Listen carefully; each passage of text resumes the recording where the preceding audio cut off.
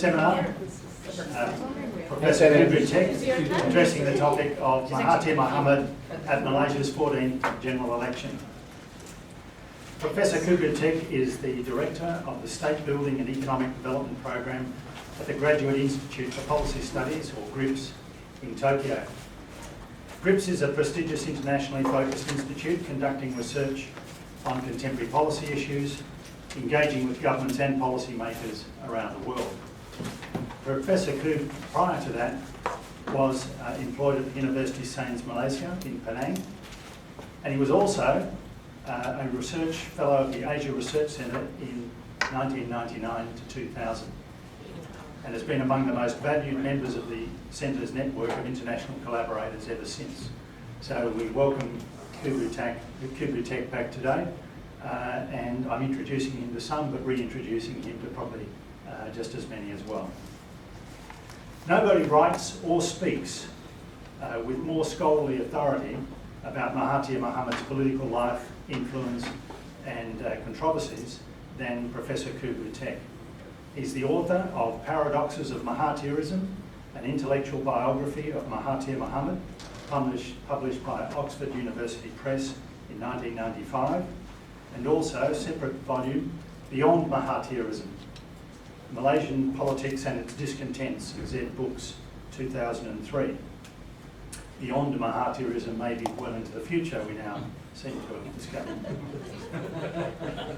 He is also the author of a wide range of separate articles and papers on Malaysian politics, and plays a key role in leadership in large-scale comparative projects, including Malaysia, but also branching further afield. Hence, he is the editor of Policy Regimes and Political Economy in Malaysia, published by Palgrave Macmillan in 2014, and co-editor of Democracy in Malaysia, Discourses and Practices, published by Curzon Press in 2002, and also co-editor of Between Dissent and Power, The Transformation of Islamic Politics in the Middle East and Asia, Palgrave Macmillan 2014, co-edited with Betty Hadiz, another former colleague at the Asia Research Centre. Importantly, Professor Khoo's public reach and profile on Mahathir and indeed Malaysian politics is quite significant, including in the lead up to the last election in May 9 in Malaysia, a series of pieces that was published in the quite influential Malaysia Kini online newspaper. He's also been a long-standing contributor to Aliran, a prominent social justice NGO, writing many important and influential pieces that have had influence well beyond academia. So it's my great pleasure to welcome back to the Asia Research Centre Professor Khoo Teik to speak to the topic today, Mahathir Mohamad at Malaysia's 14th general election.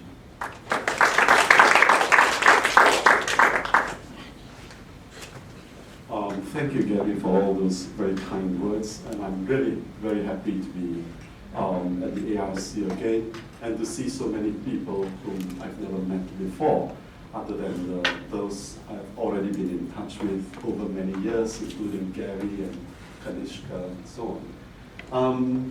I'm honored to be invited here to speak on the topic of Mahathir Mohamad and Malaysia's 14th general election, because it is an event that has really featured a man whose return has been so extraordinary that I think lots of people have been trying to find some ways to make sense out of this extraordinary event. As a result, I think a lot of people have been trying to figure out where Mahathir has stood in this general election. And often they shorten it to talking about the Mahathir factor in this first ever instance of regime change in Malaysia.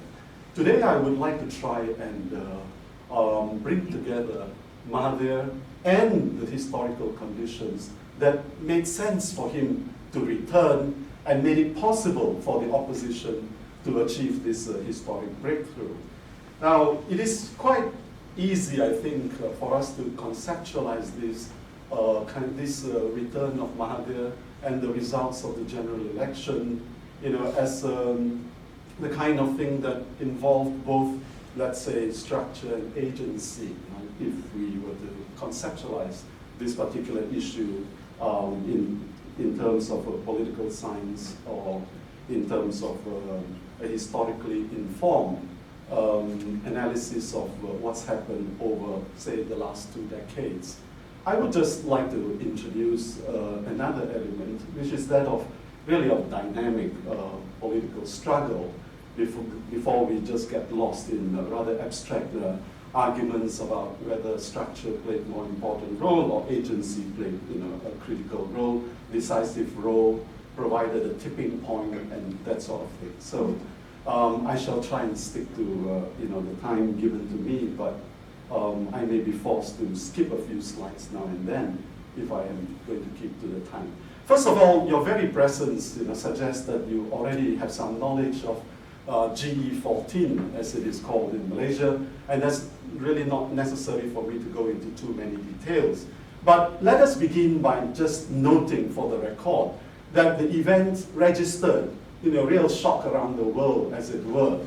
Practically all the media headlines that had anything to do with the election of 9th May said that it was a shock, it was a surprise, it brought on all kinds of uncertainties and so on. So even Mahathir himself, about almost a month later in Tokyo, claimed that he didn't expect to win the general election. I have some doubt about that, but let us try not to question him on this point for now. All right. But what was really shocking about this election and the outcomes? I think there were several things. And I would sum them up by saying that if you go back to thinking about politics in Malaysia, of the last 20 years, since Anwar Ibrahim was thrown out of office and persecuted in 1998, it would be this almost a series of unthinkable dimensions to the general election that would be really interesting to us.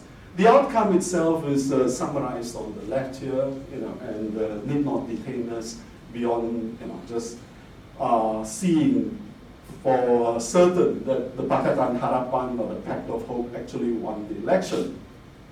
If we look to the right side, this a little summary of a few items connected with this first regime change after 61 years, I think what has been almost really extraordinary has been the ability of the opposition to reinvent itself, actually on the basis of reconciliations between former enemies that at one point were really unthinkable. Right?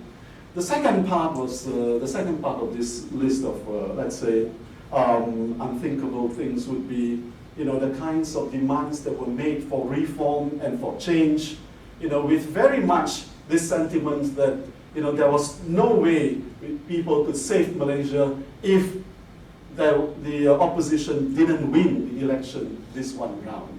And therefore, there was no point in talking about whether the opposition will do a little bit better or the government will do a little bit worse, but that only the unthinkable, which would be a first opposition government at the federal level, would really do. The other thing is, Mahathir himself. I mean, no one at the age of 93 returns to become prime minister, right? 37 years after he first became prime minister in 1981, and 15 years after he had retired from that position. And then finally, given the way politics in Malaysia is always sort of shadowed by fears of ethnic strife, by rumors of ethnic violence, if the government would not, was not able to retain power. We've had a relatively peaceful transition of power. There was a very short delay in the swearing in of Mahathir as the 7th Prime Minister. There have been some defections of people from the losing side. But other than that, it has been as peaceful as, as anything you would find in places where it was assumed that a two-party system would allow changes of government without any real problem. Now, but what if we want to take a longer view of GE and not confine ourselves to just thinking about the immediate events of May 9th, or let's say, a few weeks before then. I think that to do so, if you want to try and think about Malaysian politics within a deeper conceptual framework, or if you want to think about the studies of authoritarian regimes that actually give way to a democratic transition, you would have to take a longer view. And by that I mean a historically informed view of both structural issues in the Malaysian political system, the roles of various people who have been involved in a lot of political struggle over many years, and to think about issues such as, let's say, the social origins of a nationalist capitalist project with which Mahathir was associated for many, many years.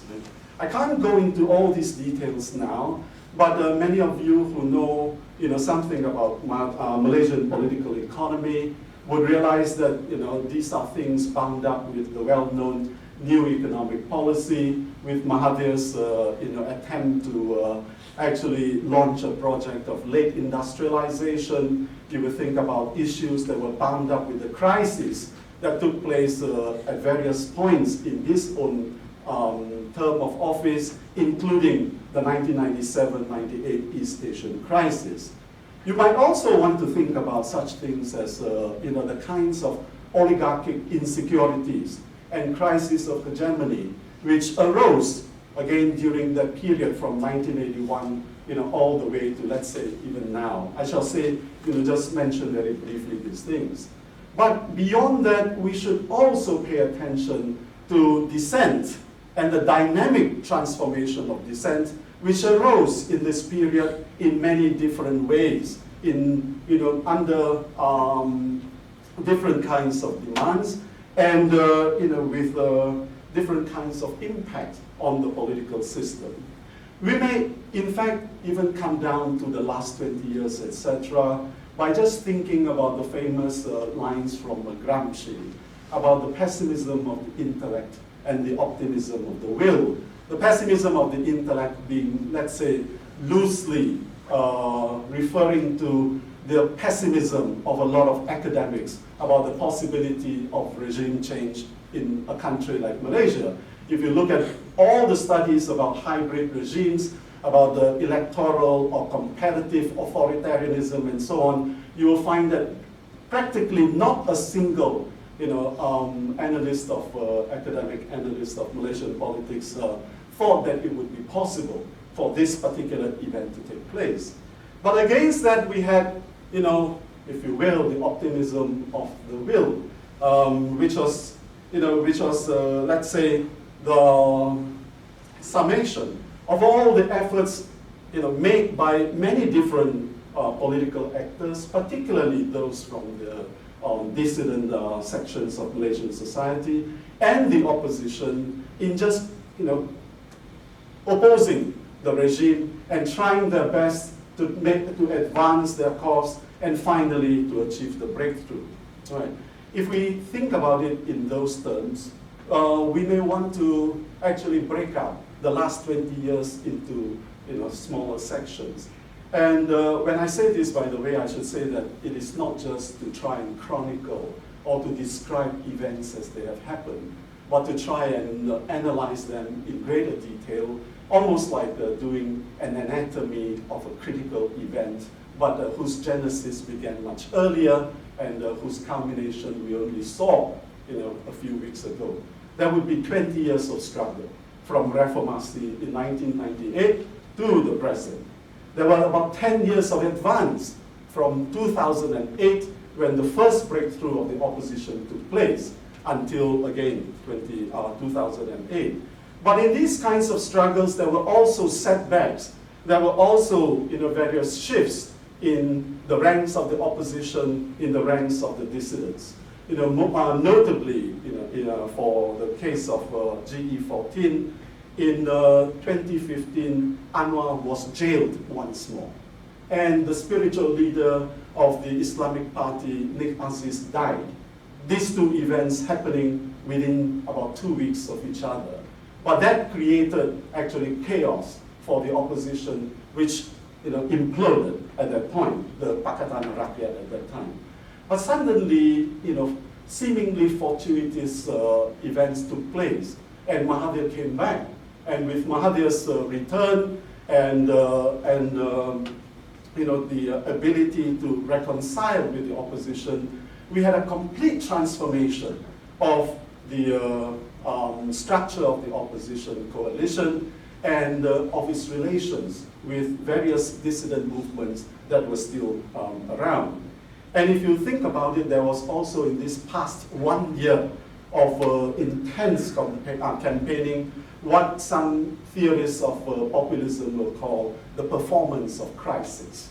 Quite apart from the actual dimensions of political crisis, of fiscal, financial problems, etc., there was also that ability to actually create this great sense of crisis that would move a lot of people's sentiments. Right? Save Malaysia was probably the simplest, shortest slogan to capture that sense, that pervasive sentiment of crisis around that time. Now, let me just go on to a few images just to show you what I meant by those various things that I talked about. One is, if you look at it, this thing about that I mentioned of oligarchic instabilities. Look at this. From 1987 to 1990, Tengku Razaleigh Hamzah, this gentleman here, next to Mahathir, fought Mahathir for the presidency of the ruling party, UMNO. In 1998 to 2000, we had Anwar versus Mahathir. In 2006 to 2009, we had Mahathir criticizing his successor, Abdullah Badawi. And then from 2016 to 2018, Mahathir was seriously campaigning to bring down the previous Prime Minister, Najib Razak. Whatever else we might think about these, these instances of intra-elite battles, as it were, I think that they capture to some extent the kinds of insecurities and instabilities that were bound up with a process of oligarchic reconstitution that had been going on for some time, even before the NEP was started. But somehow or other, that process was never fully constituted, and therefore a lot of insecurities arose. And the fights among the leaders right at the top were really just the symptoms of something else deeper. If you look at the second set of images, these are just various posters I took of the Bersih movement, the electoral movement, the ad hoc coalition for clean and fair elections that held 5 big rallies between November 2007 and November 2016. And they typify an underlying but also a persistent progression of dissent that never actually went away. Although for the most part, all the birthday demands for electoral reform were rejected. Almost nothing except for the use of indelible ink was accepted by the Election Commission. Okay. The third one would be crisis of hegemony. Some images. I've just taken some cartoons from Zuna, who I believe spoke here not so long ago. I mean, it's such a great and brave soul, and it's only the result of the GE14 that has saved him and several other people from potentially long-term imprisonment. But if you look at that, the cartoons show you, let's say, give you images of the crumbling hegemony because of how the Prime Minister and his wife and others, were discredited not only by the 1MDB episode, but other kinds of financial scandals. And then we have another set of images, which would be, of Mahathir himself.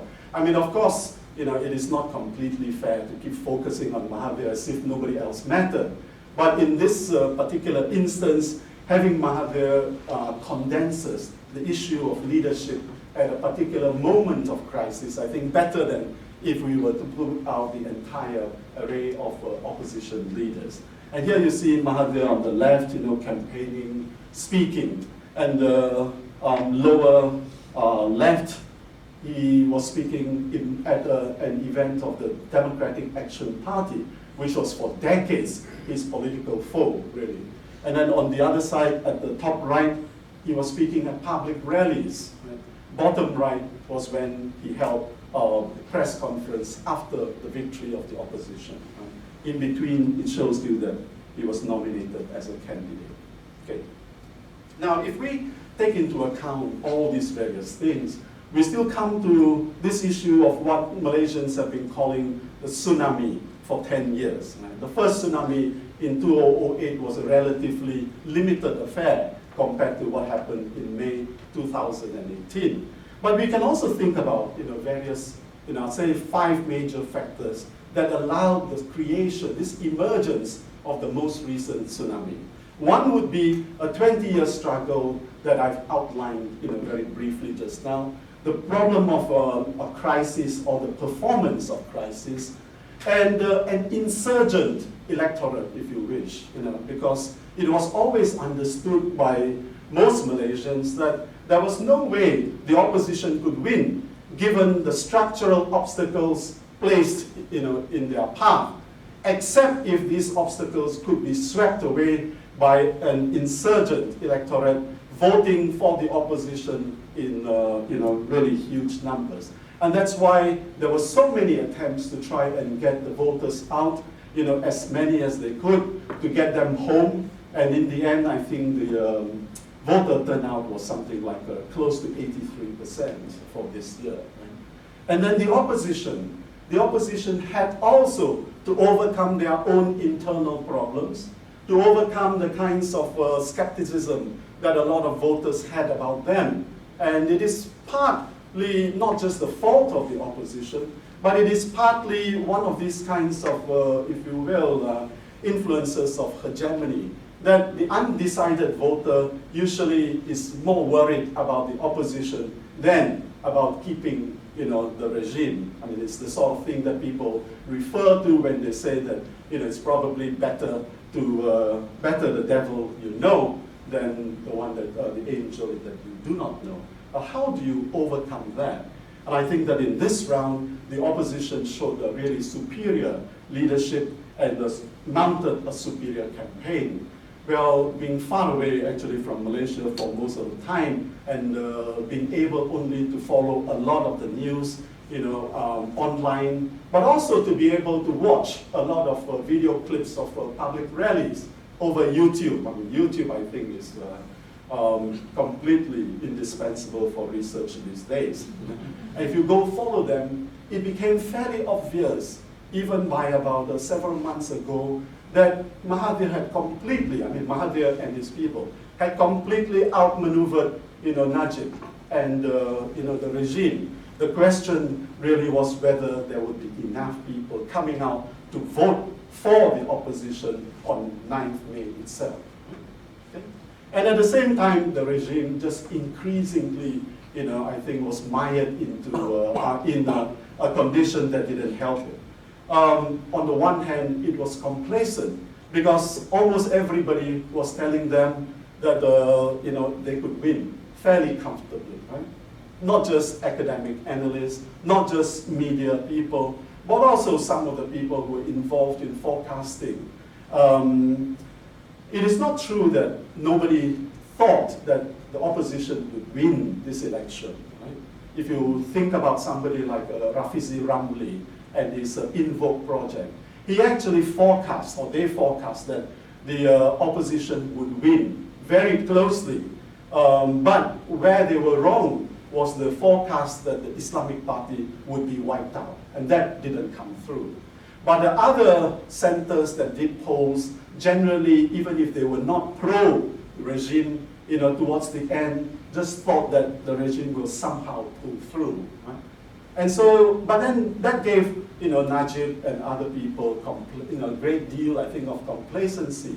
But at the same time, there was a lot of insecurity, and which led to trying to buy off people, try to change the rules of the election procedures at the last minute in order to cripple the opposition further.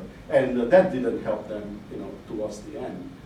But here, let us return to the transformation or the depth of dissent and its transformation. And let's borrow again from Gramsci, loosely. Right? There's civil society conducting, what we might call a war of position over about 20 years. Basically, through very many campaigns, through tireless efforts, often unrecognized by a lot of analysts and even sometimes the opposition. Basically trying to stake out positions in civil society over many different kinds of causes and over many years. And here it's quite interesting. You practically see, dissent in many colors, right? Referring to, different specific forms of dissent. You have from the top left, Bursay in yellow for electoral reform. If you go down to the right, in clockwise, you will find green for environmental movements, the anti-liners. And then if you come directly below, you have the orange of the Anakfelder, it's called the children of the original generation of the Federal Land Redevelopment Authority settlers. And to the lower left was former Kelantan, the state that has been ruled by a PAS since 1990, and demanding oil royalty, which the federal government had refused to pay to Kelantan. And before that, Terengganu, when it was also ruled by PAS. And then to the right, you find this ad hoc front for Hindu rights, it was called Hindraf, right? Which made a really huge impact in 2007 and 2008, because the revolt of the Indian section of the electorate meant the defection of what was then ethnically the most loyal segment of the electorate, most loyal to the regime. Right? And the swing from the Indian voters, ethnic Indian voters in 2008 was a very important swing. So if you put all this together, you find that in other people that were involved as well, it was as if big war of position was going on in civil society, where various people were trying to stake out positions, fortify their positions, and continue with the struggles that they were engaged in. Now, in the kinds of dissident movements that we saw, there was also this ability of the different groups, different movements to come together. Right? There were unplanned, unplanned confluences of dissent beyond electoral reform. I was saying that much of Bursay could typify the sentiment and the situation of dissent over those 20 years, over those 10 years, let's say. But by the time the Bursay reached its 5th rally in 2016, actually its demands had gone way beyond electoral reform. Right? And here you see in the Bursay 5, that was in November of 2016, essentially the calls had gone beyond asking for the use of indelible ink to saying that the Prime Minister should just resign. Anti-kleptocracy slogans, all kinds of things were happening. The lower right there, the picture on the lower right says, "Save Malaysia, arrest MO1." MO1 was supposed to stand for Malaysian Officer 1 in the report of the Department of Justice of America, right? Everybody knew that it referred to Najib, but people were not supposed to say that it was Najib, under pain of being prosecuted. Right? So, but then, the dissidents didn't care.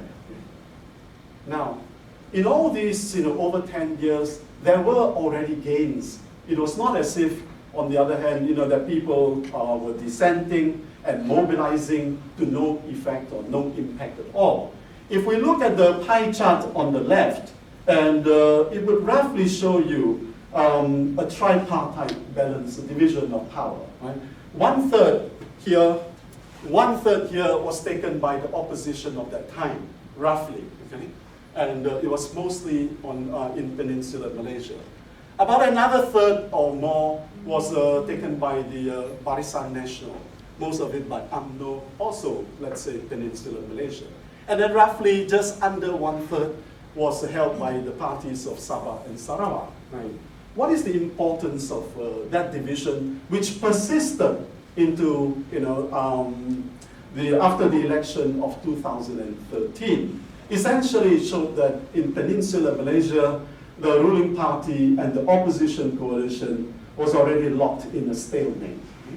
Of course, the regime continued to rule because they had Sabah and Sarawak with them. These were the states that were popularly known as the fixed deposits of the Barisan Nasional. That means nothing would change. Their seats would always go to the Barisan Nasional. But in a situation like that, clearly fixed deposits can become kingmakers too. And the real fight was always going to be in Peninsular Malaysia, which I don't say to upset Sabah and Sarawak people. I'm not trying to express a peninsular chauvinism here, but it remains a fact that the real, the most important, the principal terrain of electoral competition is in Peninsular Malaysia. So that it was understood whoever could win in Peninsular Malaysia could probably get the Sabah and Sarawak parties to switch over, right? So that some other opposition coalition, an enlarged one, could come up that would rule the country. And that was exactly what happened in 2018. In Peninsular Malaysia, and largely, but there were also some seats in Sarawak, the Pakatan Harapan won 113 seats. That is to say, 2 seats more than what would have given them a 50-50 division of the seats.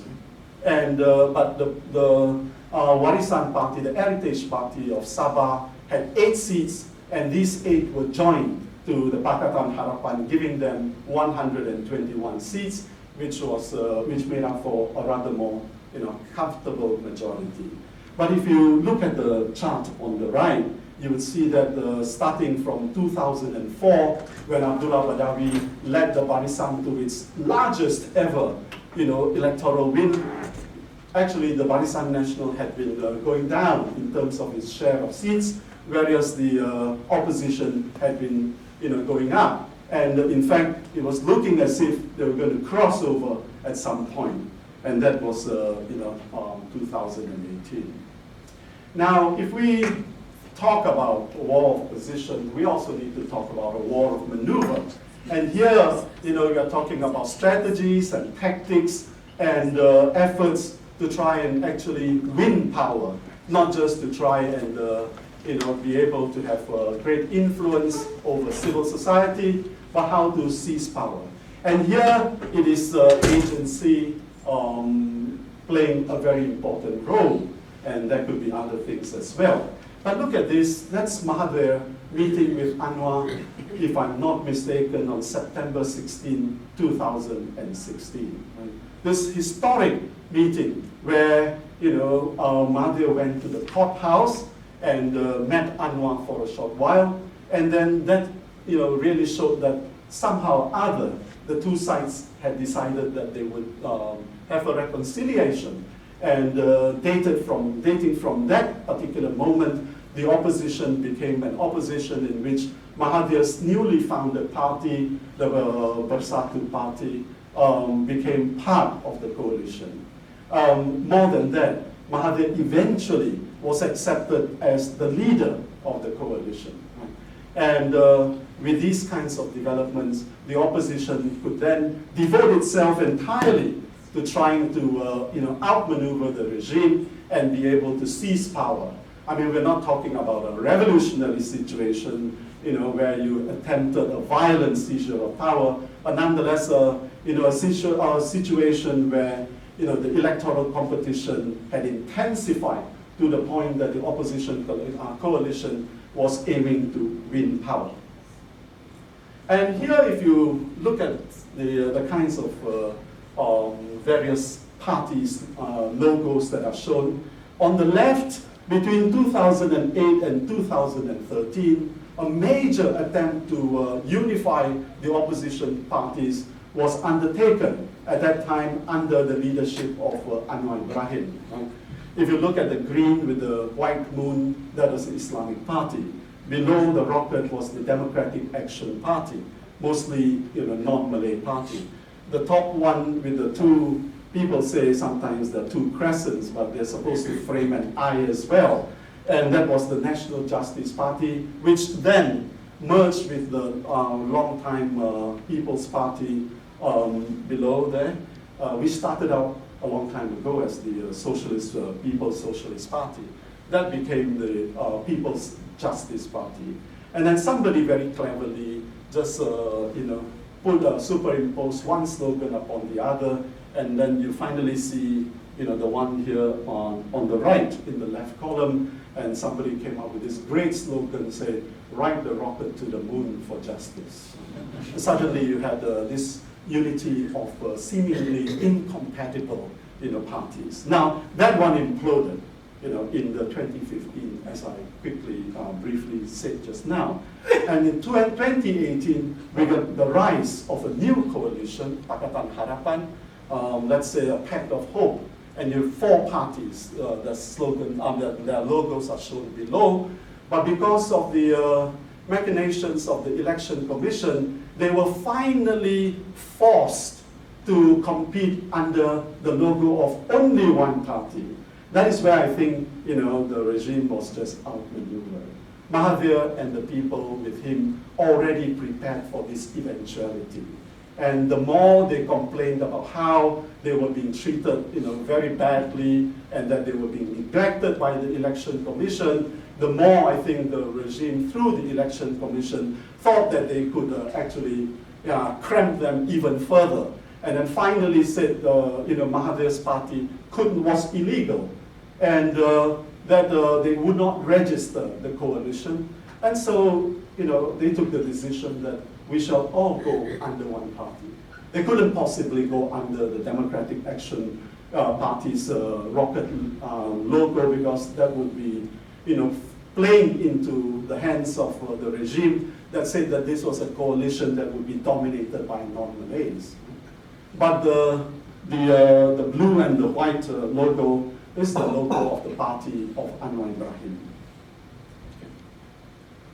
And here we really can see that once this opposition had been united with Mahathir and others leading it, several things took place which really strengthened the opposition. And I think when we look back, we can see here on the left, I just showed very quickly, you cannot probably see all the faces clearly.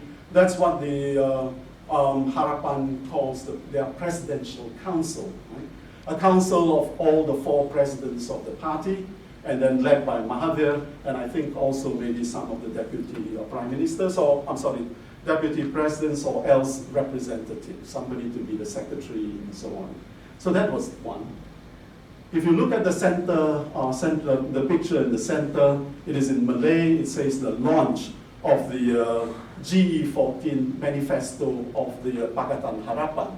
And those figures there, 10 and 100, refer to 10 promises that they made, which they said they will fulfill in the first 100 days of being the government if they won the election, right? And various things follow. If you look at down there, all those figures are just the leaders of the different party.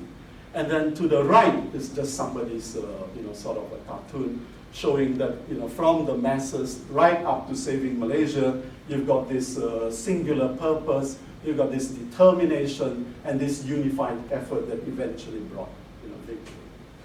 But aside from being able to outmaneuver, the regime strategically and tactically, the opposition coalition was helped a great deal by, a lot of dissidents and a lot of ordinary citizens who were who really wanted to see a change of government. And we sometimes forget about the creativity of grassroots dissent that can help, to gain the sorts of opposition objectives when most of the political system, the structures, the rules and everything are heavily loaded against the opposition. Here you can discuss, if you wish to, we can talk about them, the use of political narratives and discourses to try and sway people's sentiments, to try and persuade voters to vote in one direction rather than another. Okay. You can talk about the media.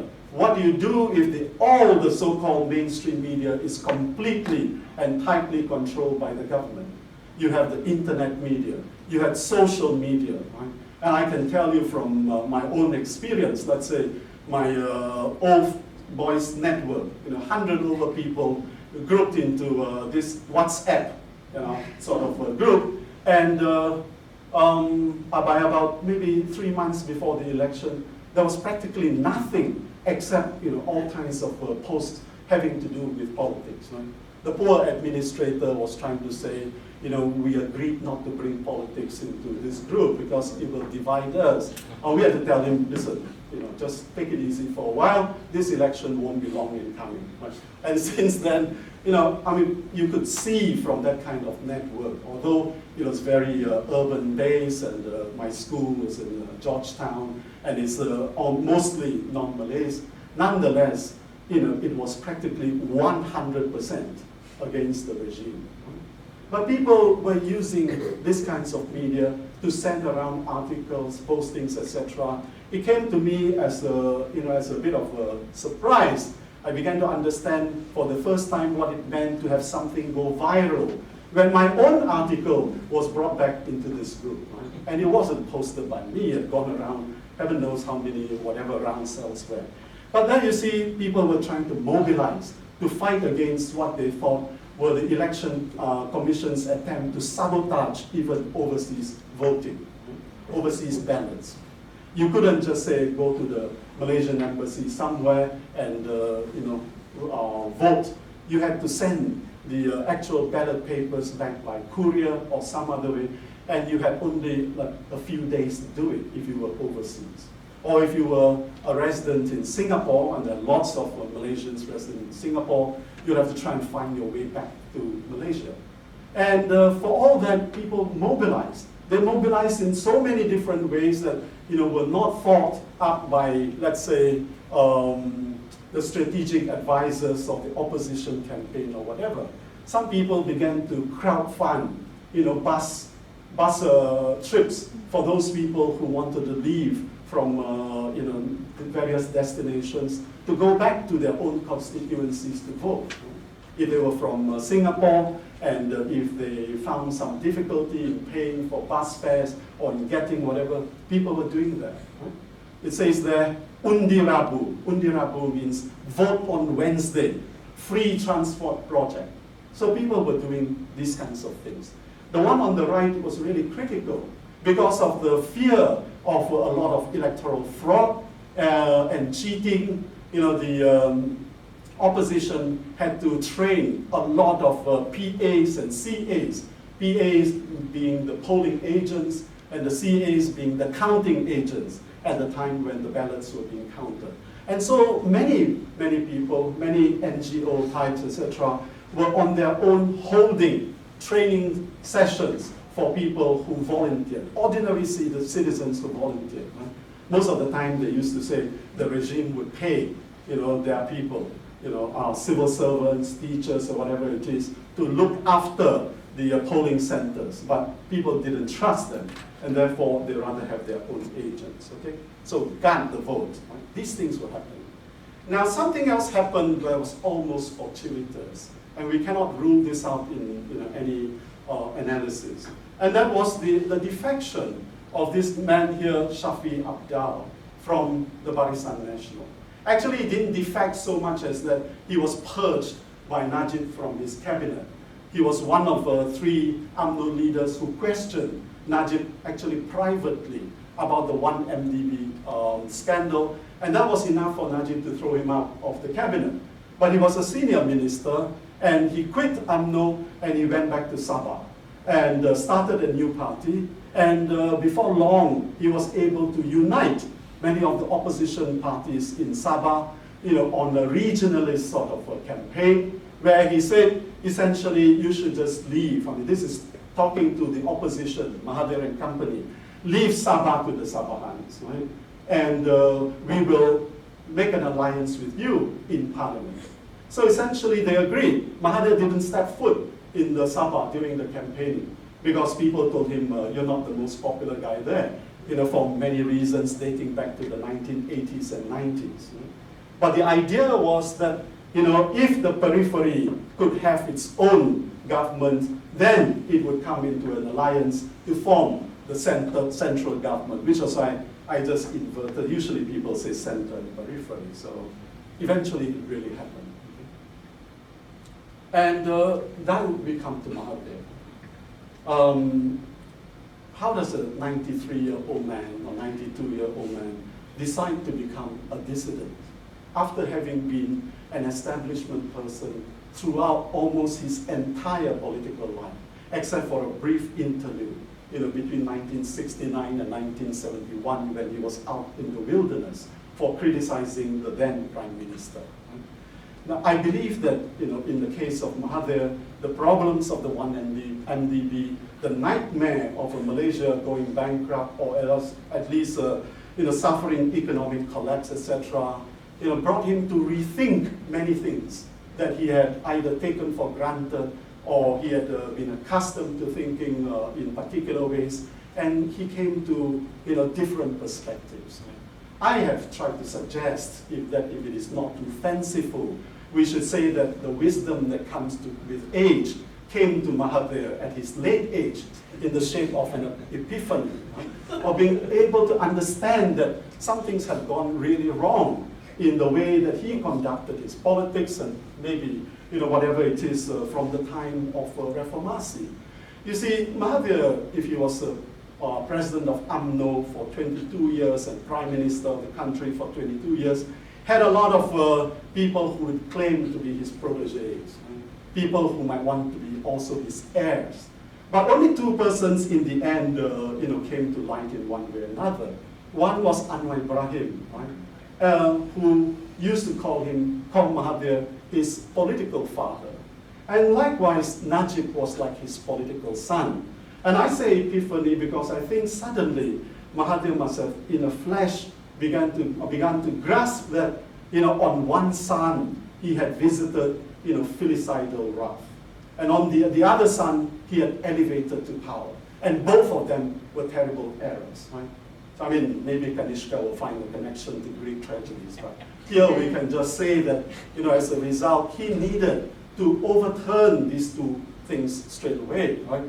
It was not too late at 92, if you could believe it, to do so, but he had no time to waste, which was why, suddenly he went to Bersih for the campaign in 2015, and initially he went there just to have a look, right?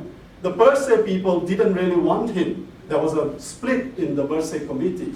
Should we welcome Mahathir or not? This man, under whose leadership we had all these problems with electoral processes and rules. Right? So some were prepared to accept him, some were not. So as a result of the split, he was not even welcome to Bersih 4, but he went himself. The UMNO people warned him, if you go, you are playing into the hands of the DAP, Bersih, into the Chinese, whatever it is. Well, when people say things like that, Mahathir being Mahathir decided to attend Bersih twice, over 2 days. But that was just to give qualified support. Bersih 5 was when he decided to go whole hog, he was supported. And you see the middle picture, he had just come down from an aeroplane. He had just arrived from an overseas trip, and what he did was put on a Bersih 5 t-shirt, and then to the right he went there, and suddenly he began to address these thousands of people. Right? And if you know Mahathir's previous attitudes towards demonstrations and rallies, he really hated them. He hated them not just simply because many of them were opposed to the government, but he had this fear that these kinds of rallies eventually ended in chaos, in anarchy, etc. He was pretty much a law and order sort of person. And for him, these kinds of mass demonstrations could so easily get out of control. But for the first time, he went there and he addressed and he praised the demonstrators for their courage, for the initiative, and also Mahathir being Mahathir, not least of all, he said that they were clean. Right?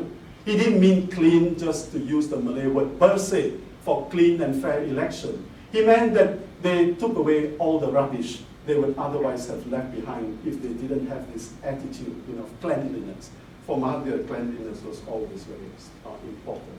And therefore, suddenly, he was a reinvented dissident who had connected to these various dissident movements. Right? And we can talk about synergy or whatever. So, in that sense, if we were to ask where in the world was Mahathir in all this, we would have to look for him at different points, right? Both as the original target of reformasi, becoming, as it were, its spearhead. What a strange sort of thing. I mean, 1998, he was the target of reformasi. By the time he came to 2016, 17, he had become the spearhead of political and other kinds of reform. We would have to really think about this man here. But here's an instance of, how the Election Commission tried to deal with the problem of Mahathir. Right? On the leftmost picture, you see Mahathir in the center as the leader of the opposition. The gentleman on the right here, was the candidate. The lady on the left was also a candidate. Right? And then the Election Commission came up with this brilliant idea that only a candidate's picture, together with the picture of the leader of the party, could appear in any promotional material. Right? So Mahathir was not the leader of Pakatan Harapan. It was Dr. Wan Aziza. This lady over here, right? Dr. Wan Aziza. So what do you do if you have Mahathir's picture, with your picture, in the billboard? Right? The Election Commission says we must remove his picture. So Liu Jintong very cleverly said, I'm not taking down this billboard. Please go ahead if you want to. And they went and decided they would not take down the billboard, but they would cut out Mahathir's picture. And so meanwhile, while they were doing that, the Election Commission people, Liu Jintong's people, just quickly did a video of it, and it went viral. Right? After that, they had an even more brilliant idea. They said, no, cutting him out is bad. People don't like it. So they pasted over his picture with something else. So in the third picture on the right, you see that his picture was not cut out. It's not a hollow, but they put something else to cover him up. Such was their worry about Mahathir. And finally, I hope I haven't gone beyond my time. A lot of people are, of course, and naturally interested in what will happen now that the opposition has gained power. And in these kinds of concerns, a lot of analysts often focus on the relationship between Anwar Ibrahim and Mahathir. In the way that the Pakatan Harapan has devised its own strategy and plan, including a plan of succession, Mahathir would be Prime Minister for about 2 years to try and solve many of the problems inherited from the previous government. And after that, he would retire, and Anwar Ibrahim would become the 8th Prime Minister. So a lot of, I think there's uncertainty, there's a lot of speculation as to whether Mahathir really would leave when his 2 years are up, whether Anwar Ibrahim will try and, seize power before the 2 years are up, or whatever happens. What happens if either of them becomes incapacitated?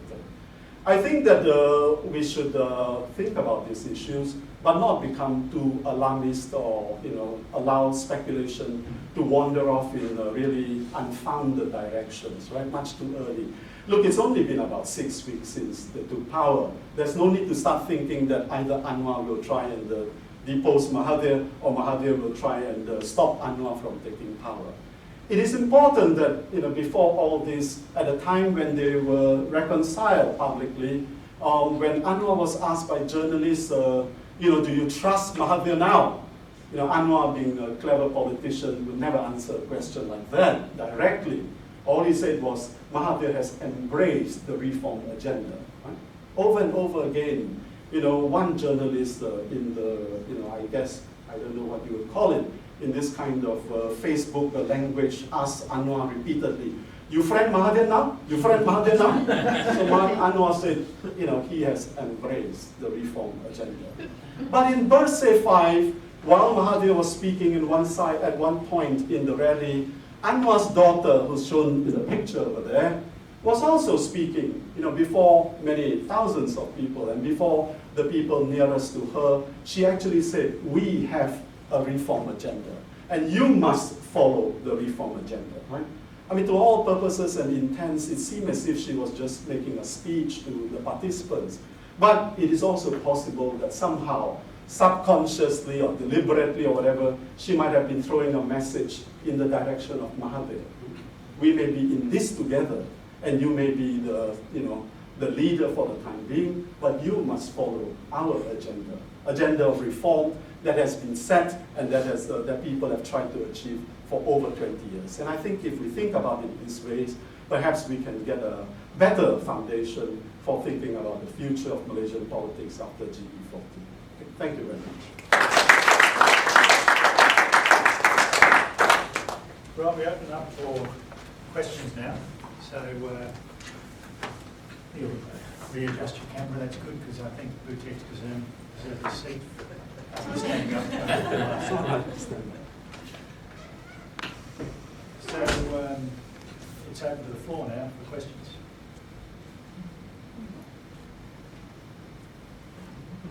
I'm not going to fight. I'll go first. You go first, then we'll have Greg. Thanks very much for a very interesting presentation. I don't know that much about contemporary Malaysian politics, but when you were discussing the two aspiring successors, Najib and Anwar Ibrahim, would it be fair to say that Najib, you said they were both flawed, Najib was undermined, would it be fair to say by his own action, by his own corruption, but Anwar, going back to the original structure agency, Anwar was undermined by the structure of politics or the viciousness or the circumstances that were beyond his control. Would that be a fair contrast between the two? I think the part about Najib is more straightforward, as you put it. Essentially, he undermined his own position by getting involved directly in this unprecedented scandal, and essentially turning Malaysia into a kleptocratic state, well covered by international media, bringing tremendous humiliation on the country, etc.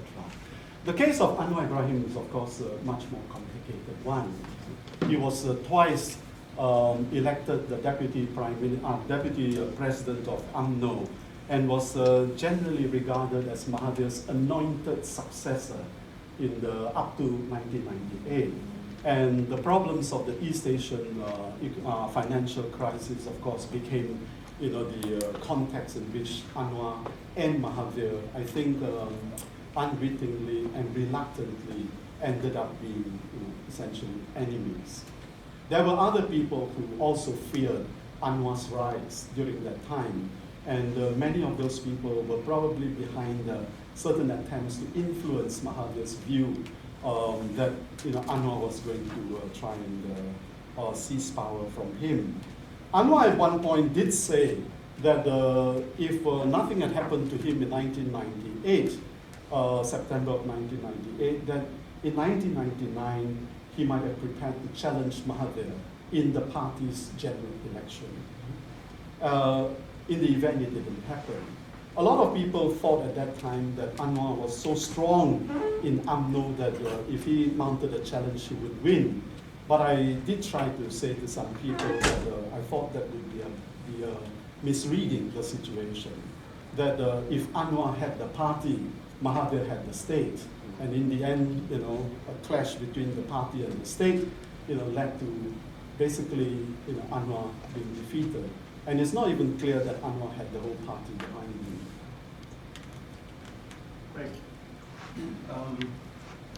So you use the term oligarchic competition. So first question is, how do you conceptualize oligarchy?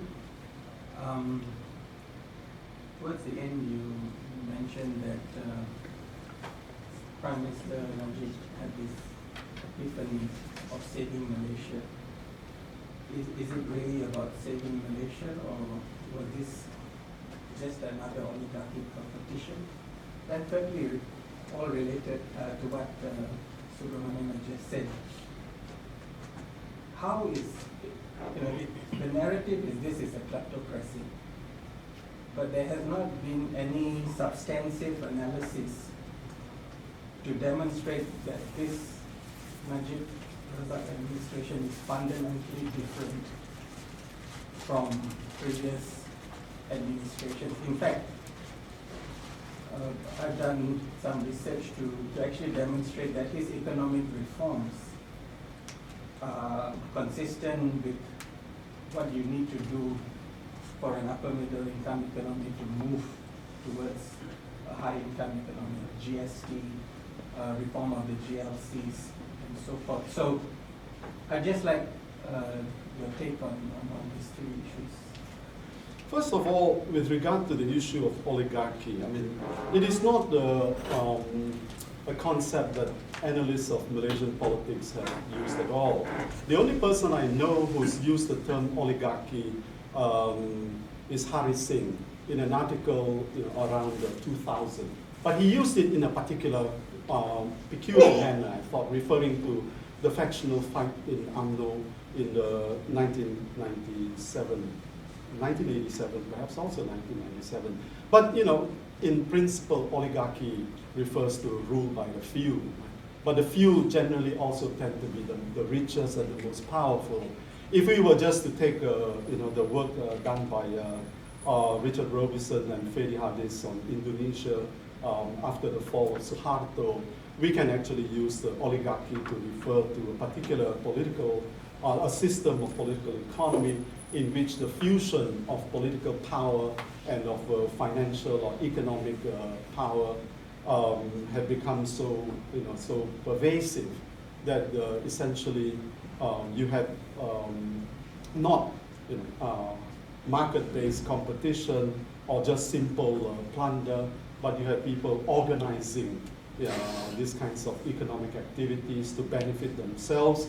So you have alliances at that time in Indonesia. At one time, some of the military figures before the fall of Suharto, you had the big businessmen, you had bureaucrats, etc. And I think that you can actually use something like this in the case of Malaysia. I started to do analysis of this sort, and actually an article that I have written for the South Korean journal Trans will be along those lines. Right? It's called Oligarchic Reconstitutions and Insecurities. And by reconstitution here, what I have in mind is this. At the time of, if you look at the Malaysian political economy, one of the strangest things was that the ruling party, or the people who actually held the most important political power for a long time, lacked an economic base of their own. Again, if you wish to go back to earlier studies, probably Jomo's A Question of Class is the best point for you to start. And it has always been since then, an attempt by the people in power, especially the Malay, the people from UMNO who held political power, to reconstitute the oligarchic ranks, such that there would be a new subset of the oligarchy that would be ethnically Malay. Now, this has also been referred to by others in other ways. For example, the new economic policy expressly said that they would try and build a BCIC, Bumiputra Commercial and Industrial Community.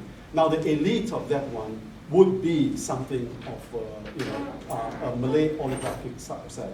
When Mahathir came to power, he tried to do something again of that sort, continuing the project, but under different conditions. And he was then trying to create, or at least advance, a Malay capitalist vanguard, in whom there would be sufficient economic power and who would also have a lot of influence. That is what I mean.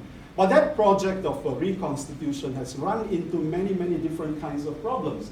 And it is my suggestion that precisely because the reconstitution has not been sufficiently consolidated, that you got periodic breakouts, right? In terms of factional fighting right at the apex of the ruling party and at the apex of government itself. And which is why you could see, the first four pictures that I showed you of Razale against Mahathir, of Anwar against Mahathir, Mahathir against Abdullah, and so on. So that's what I meant. The second question that you had, I think, had to do with whether any of these things that happened under Najib, really were sufficient, were very much different from Mahathir. And I would say, quite forthrightly, that I think that there is a very big difference between the kleptocracy and the corruption, even though there were big instances of big corruption and real problem. Because, up to the time Mahathir left, and maybe around the time of Abdullah Badawi, corruption referred to certain kinds of acts, certain kinds of ways of taking money and profiting. Let's say, some people would say that certain forms of rent-seeking behavior, could constitute corruption. But we need to distinguish between these things so that we are not just falling into one very big sea for corruption, which covers everything.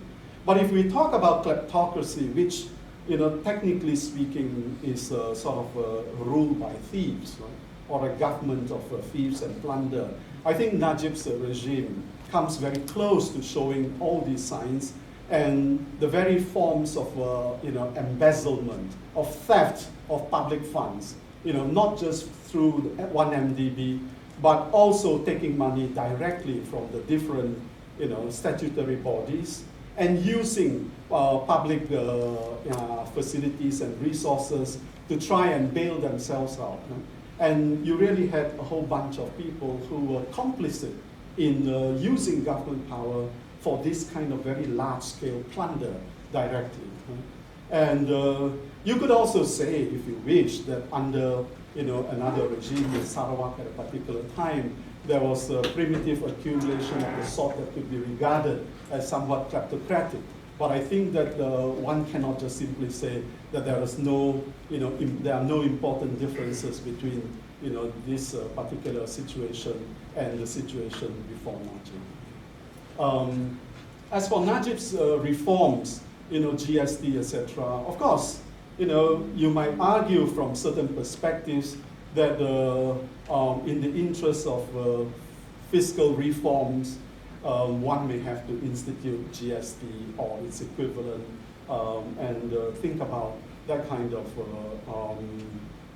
change in economic and fiscal policies, and you can tie it to attempts to avoid the middle income trap. But I think that takes us into a very different sort of a discussion, unrelated to this kleptocracy, etc.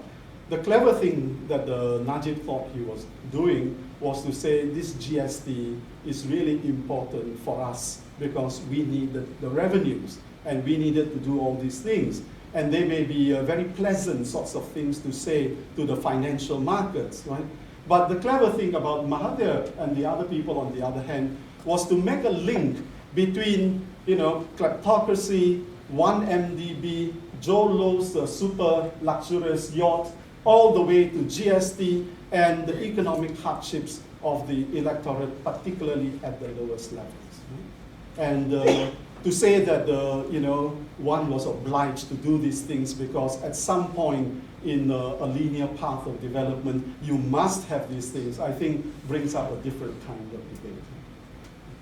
Well, just on that, because but in the seminar you did in the morning, you had the Council of Eminent Persons, which is interesting, not just the people who are there, but in terms of the kind of social forces that are potentially in this coalition and the contradictions. So you have Dimes Sinodin and Robert Cochrane, who in a sense they're the kind of the old oligarchy being reconstituted. Then you have the technocrats, the former governor of the central bank, and Jomo presumably as the reformer or the representative reformer.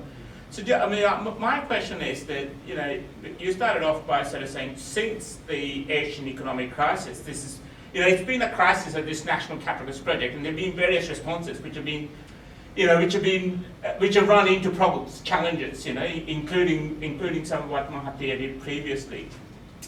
So I guess my question, and it relates to the GST, that a lot of the emphasis has been that this has been about institutional reform, transparency.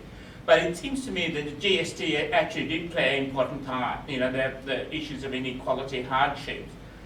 And given the dilemmas that's going to be facing this new regime, how are they going to manage these contradictions? I mean, especially the contradictions both in policy terms, because they need to reduce. That's just saying we need fiscal discipline, but also the contradictions in terms of some of the social forces that are in this coalition, especially the older oligarchy that's around Mahathir and some of the technocratic solutions and the reformers. So how are they able to manage that? Because what I don't see from this is a kind of a political project, right? I mean, they sort of say, look, we're going to have transparency and anti-corruption, but there doesn't seem anything beyond that. I think that for the time being, nobody has really come up with a very coherent outline of a new political project for themselves, not even Mahathir. Mahathir has confined himself to saying that we needed this victory in order to save the country from imminent collapse and imminent bankruptcy. And we would have to deal with this very quickly. And that's why he had this council of eminent persons, 5-person council. But I believe that their appointments have very specific goals tied to each of them. And you're not wrong in saying that the entire council, actually was probably meant to deal with certain contradictions. Let's leave Jomo out for the time being. I mean, it's a little bit like wild card in all this, right? But if you have Daim Zainuddin, the former finance minister, his role is probably just to try and make some suggestions about debt control and management, which he had carried out, fairly successfully in 1987, although it led to all kinds of political problems. And he has very good connections to the corporate networks who would need to be pacified, be reassured that nothing really is going to be, nothing will really happen that would undermine their interests. And then you had Zeti, the former governor. I believe her role is to deal with the bankers and the banks, etc., and so on. It is true that to some extent it meant that bringing up all this at one time called Council of Elders actually doesn't really resolve the issue of oligarchic reconstitution. I don't think that for the moment this particular political project up to this stage is about overturning that rule of the oligarchs. And therefore, it is to some extent understandable that Mahathir has brought back many of these people and so on. Now, if we look at the reformers on the other hand, let's say with Jomo and the other one, the Committee on Institutional Reforms, you're quite right that they potentially represent a different social force.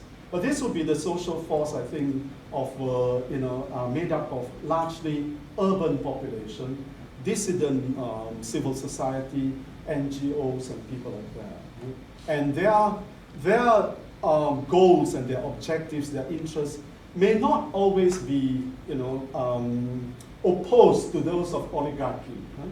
But they may not completely be with them, because under certain circumstances in the past, during the years of high growth, most of them, to a larger or smaller extent, tolerated corruption. Everybody knew there was corruption, but it never went to the point where their interests and all that seemed to be undermined. So is it possible that they would constitute a force that would oppose the oligarchy in the days to come? Much depends on the economic circumstances. I believe that if there is no big crisis of the scale of 1997, they probably find some ways to deal with potential contradictions. Now, that would be the first couple of years, let's say, under Mahathir, while he tries to restore things to what he had wanted things to be at the time when he left. Anwar could potentially be introduce some different contradictions and tensions into this. Right? Now, it is possible for some people to look back and say Anwar was part of that crowd, Mahathir's crowd, for such a long time. And I've begun to do some analysis, but it has not yet been published. to argue that since Reformasi, Anwar also had his epiphany. And for that one, his reform agenda was, to me, right, potentially anti-oligarchic and populist at the same time.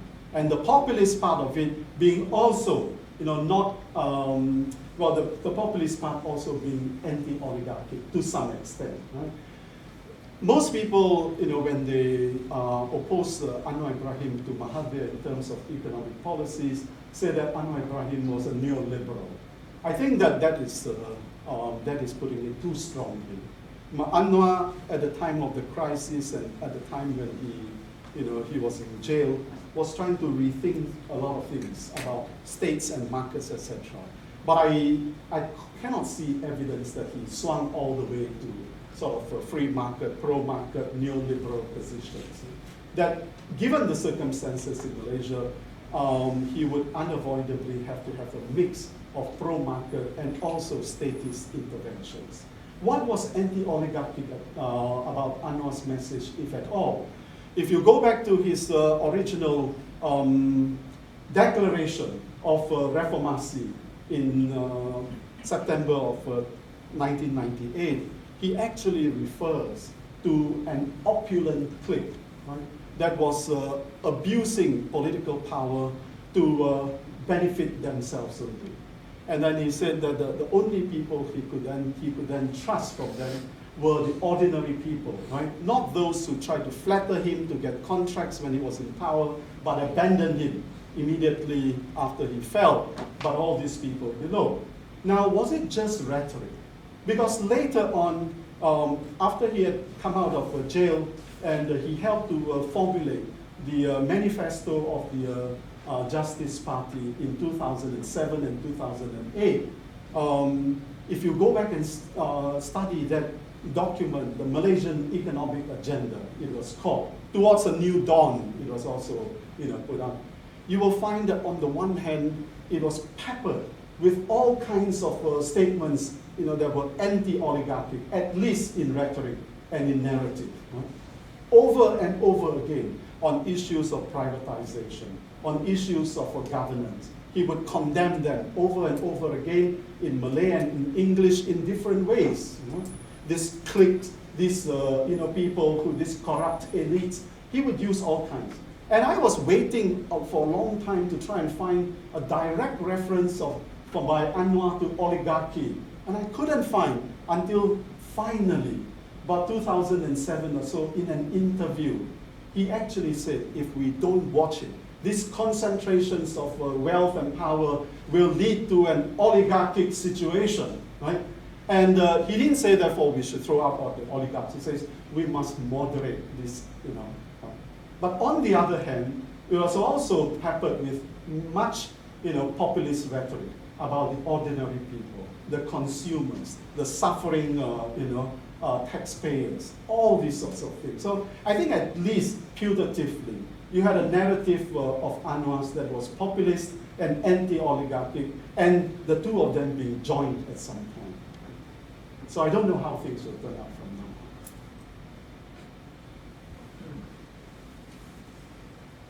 on. Maybe I'll pose a question. You had a slide there, Teik, of various colours denoting different elements of civil society that had taken up particular struggles.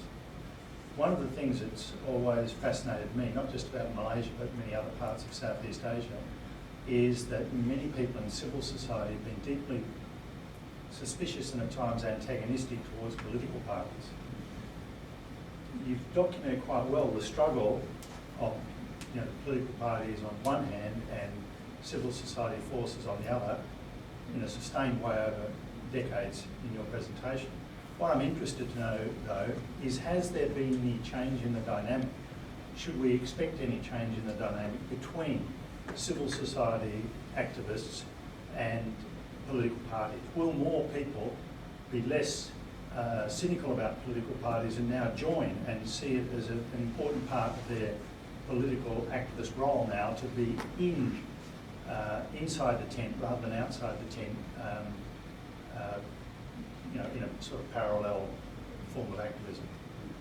Well, yeah, that's a very important question. And before the election, some of the tensions there actually led to various attempts by more cynical, civil society dissidents to say that this election won't mean very much. I mean, this opposition is roughly the same as the other side. And in fact, some of them tried to start a campaign that said, undi rosak. That means let's spoil the votes. In other words, don't vote or go and spoil the vote because you have two sides of the same coin. And not much point in doing that. But on the other hand, you had this Najib Abdullah, then the chair of Bersih movement, deciding to join the elections, and she was made a candidate under PKR and won. From what I can see, I think the majority of the civil society people would prefer to remain, dissenting without being active members of opposition parties. I mean, if we take, this organization, Aliran, with which I've been associated for many years, nobody in the Aliran Exco has actually decided to join a political party. Been trying to give support for over such a long period, and most of them still say that we ought to stay out and be critical of the new government. So there is a sense that there is a role to be played by civil society in that manner, to remain vigilant, to remain critics of society and of government, and not necessarily join. But other people, you're right, have been trying to say we ought to be taking part in the parties if we want to have more influence.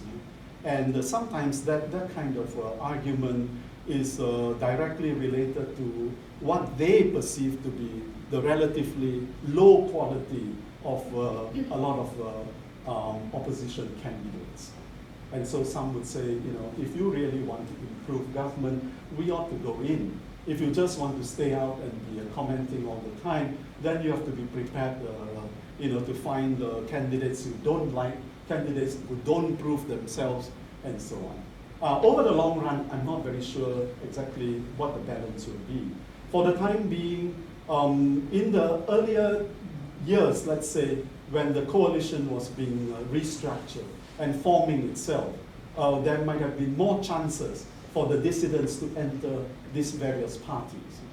As the coalition becomes more consolidated, as the parties become stronger, if they become stronger, then the chances of people entering, I think, would become less. After all, these people, after a while, if they're party activists, they say, we've sacrificed so much. Why should we allow other people to become candidates or become whatever? I don't know whether that answers that question. Fine, thank you. Unless we've got two more questions. I'm more expert on Malaysia and just some distance operations. And it looks like that over the last many years, it has been a one-party democracy, and that was like this very hegemonic and very dominant. I don't know if they two both together, but like this UMNO and Barisan Nasional just calling all the shots. And so you had a system that was always facilitating. You had a state formation always facilitating the government party, and that was one party. Now we have somehow another party came, whether it's revolution, whatever. And then it also looks like a state that is kind of very systematically making sure that there is always a Malay domination, despite the fact that, compared to many other countries, the ratio between the Malays and non-Malays is much less than many other, if I can compare many other countries, but it has been like that. So now, what directions you see, because if we think of like structural changes to be happen, like that is the reform agenda, that is the reform agenda. So in these two areas, there needs to be change. Because if Pakatan Harapan just replaces Barisan Nasional and becomes what they used to be, then you don't have the structural change. And also, if you don't have a Malaysia that kind of equally actually caters to all ethnicities and all groups of people, you also don't have the structural change. So how actually that should happen? What kind of structural changes do you think should be there to have that? Yeah, I also don't know what kinds of structural changes will happen. as opposed to what kinds of structural changes people would like to see happen in ideal circumstances. Because here it may not be missed to remember that politics is the art of the possible, but in its actual meaning, not that anything can be fantastic can happen, but as the art of the next best alternative, as it were. And if you think about it in those terms, then of course some problems of the past are going to linger on, and they will have to deal with them as best as they can. It is still very early period after the election, and having found themselves in power, they have to deal with so many things. Right? Ideally, of course, let's say, we would like to say, let's have a colorblind political system. But it's not going to happen. It just simply won't happen, whether you like it or you don't like it. What one can expect is, let's say, moves towards lesser and lesser manipulation of ethnic sentiments, of better representation. Because it is not so clear-cut that it is all dominance by just the Malays, and all subjection, subordination by all the non-Malays. And this I'm saying not because I'm being perverse about the actual realities. Malaysia is a really strange place. No doubt you would say that the UMNO state puts the Malays in the political dominance. But if you know the situation better, you find that still the people who are probably ethnically the best off in Malaysia are the Chinese, ethnically speaking. Right? We're not talking about classes without ethnic whatever. And therefore, many of these contradictions cannot be so simply resolved by just references to, let's say, very clear political principles that do not admit the possibilities of actual compromises as you go along. And that's where I think it is important to see the dynamism of struggles and how various things are possible or not possible. In this regard, in 2006, when he came out of prison, Anwar Ibrahim actually said that if they came to power, they would abolish the new economic policy. Right? Everybody took that, you always start and end with the new economic policy for these things. And Anwar said he would. And later on, he expounded on why it needed to be done. Right? And if you thought that in structural terms or in the whatever terms that was not possible, nonetheless, Anwar led the opposition to a breakthrough in 2008 instead of self-destructing. So I think that there are these kinds of possibilities. And Mahathir has already also started to show that in the appointments of his cabinet, he would be more consultative and more inclusive. How is it going to be that Mahathir will not simply bring things back as before? If you think about it, he is no longer the dominant figure that he was before. If he is first among equals today, nonetheless, structurally, the division of power within the coalition does not actually favor his party itself, which is only third in terms of the number of seats won by the different parties of the coalition. And this is where he's also, and they have been trying to deal with the issues of balancing out ethnicity. Right? And ethnicity doesn't just mean Malay, Chinese, Indian. You also have to deal with people, indigenous people of Sabah and Sarawak, whose ideas about these things are not necessarily the same as those of the peninsula. They are trying to balance between gender, representation that was promised in their manifesto, maybe 30% of all cabinet positions, and others. They've got to balance, many other things in terms of the party strength, and in terms of experience, and in terms of, promise and integrity. I use this as the example because I'm not sure what we can say now about structural matters, within this very short period. But if you use things like representation in the cabinet, the representation, the nomination, the appointment of Tommy Thomas, as the Attorney General, Christian, Indian, and very much opposed even by the monarchy. And if you look at the Ambiga in the Committee on Institutional Reforms, almost all of them lawyers, 3 of them former Bar Council presidents who were, very independent voices during that period, you begin to see that structurally many things are, have to be considered that cannot just simply fall under the rubric of the old, ethnic system. Rebecca, do you have a question? I'll do it this time. Make it very quick, Okay. and maybe, Shall I make it I will. quick and just- otherwise your lunch will go cold. Well, there's a little bit from Kerry and Kazi's question as well. I was really struck by what when you were talking about taking a longer view of what's happened prior to most recent events. And there were 4 points that you made, but the one that I'm most interested to ask about is the dynamic transformation of dissent. You talked about it in those terms, and then later on you talked about the creativity of dissent. And I'm just wondering what you think the prospects are in the forthcoming period for this transformed nature of dissent, and a little bit about who the actors in that are, and relates to a comment you made earlier about the ordinary people as well who become active stakeholders in this process. So, Okay. On the transformation of dissent, I mean, usually in civil society, you might get these movements all, with their own discrete, causes. But somewhere along the line, they began to find confluences. They began on their own to see commonalities, and instead of saying, you do your own thing, I do my own thing. I mean, you've got the past people, this Islamist and Islamic Party at any rate, arguing for royalty, which was denied them. You've got this, almost 100%, Malay, the children of the Felda generation, right?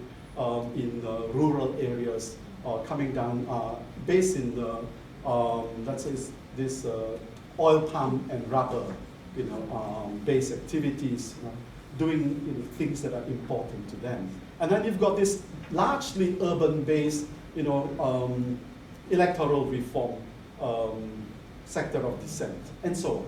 And then the ethnic Indians also, their grievances. But somewhere along the line, in the struggles, the dynamism of it, allowed them to transform themselves into supporters of the opposition project that said we will have to get rid of this regime if our separate and also collective interests are to be served, right? And many of the leaders who led these different movements initially, were just people who were doing their own things. But eventually, too, they came together. I mean, just now, I forgot to say, like say, Gary was asking me about civil society people joining the parties. The chief, the leader of this Anak Felda, somebody by the name of Maslan Aliman, he was himself, of course, the son of early generation settlers. He largely moved into PAS to push his program. And then after that, when the PAS suffered a split, he joined the so-called progressive wing of PAS that has become part of the coalition.